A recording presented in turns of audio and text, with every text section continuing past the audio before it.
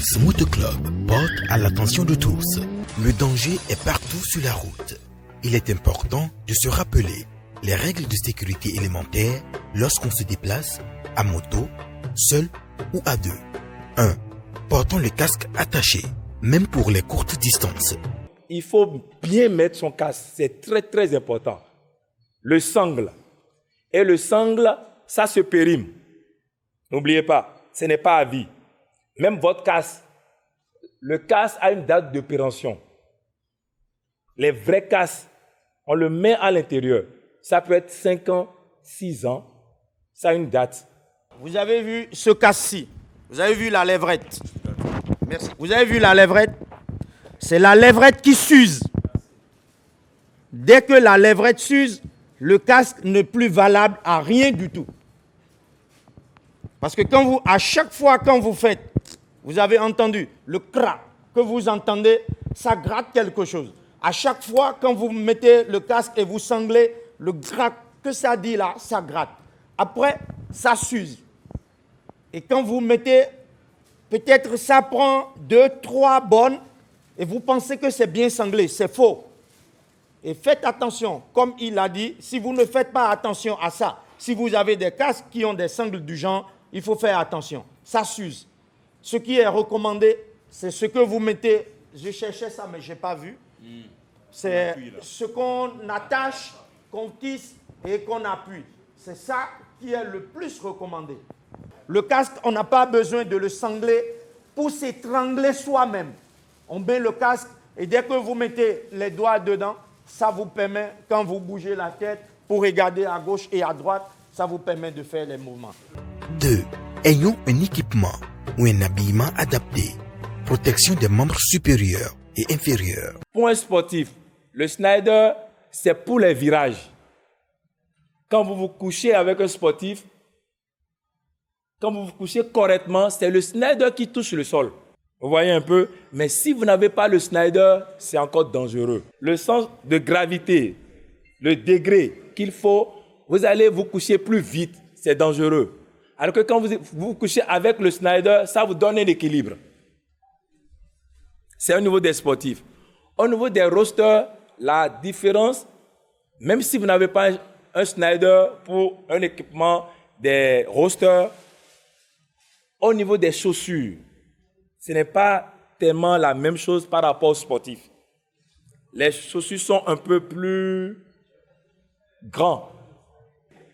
J'appelle roster les guidons plats. Là, vous n'êtes pas couché, vous êtes comme ça. Les équipements sont différents. Vous avez toujours toutes les protections. Vous pouvez ne pas avoir le Snyder. Je viens au niveau des crosses. Les crosses, une chaussure de crosse fait au moins minimum 7 à 10 kilos.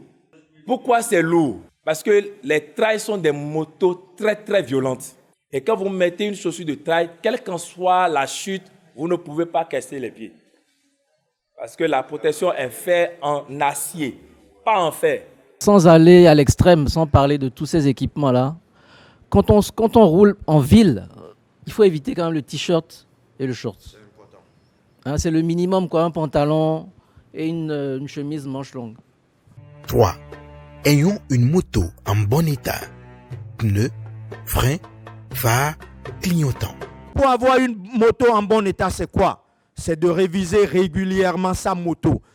Sympathiser avec la moto, parce que quand vous ne faites pas corps avec votre moto, le patin va s'user. Il serait en train de dire « suis ». Vous êtes là, c'est vous qui jouez toujours au motard.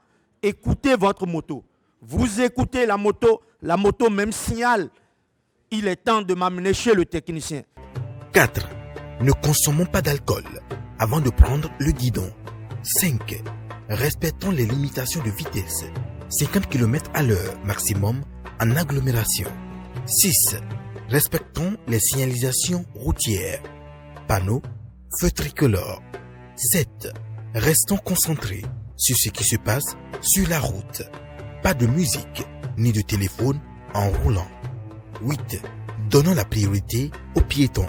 Laissons toujours les autres. Nous sommes à moto. On est déjà avec une machine qui est dangereuse, qui fait peur aux autres. Quand vous passez déjà, ça fait peur.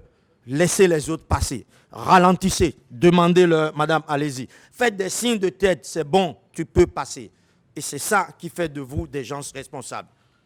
9. Ne faisons pas de figures acrobatiques sur la route. Arrêtez de le faire. Dans un convoi, si vous vous respectez, il n'est pas question de chercher à soulever la moto, à faire des stoppings, à faire des wheelings. Je ne sais pas ce que vous voulez montrer.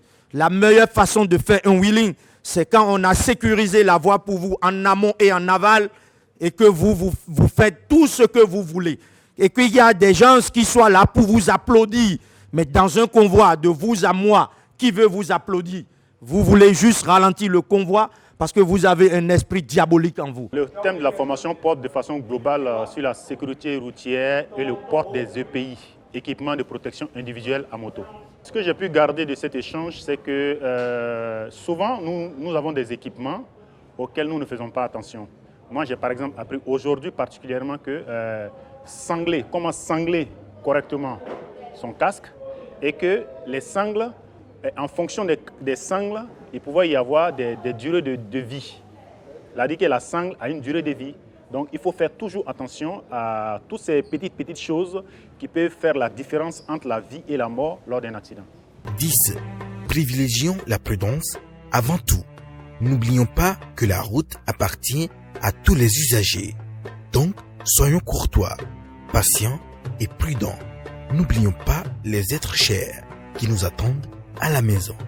Chaque vie compte et nous comptons sur la vôtre.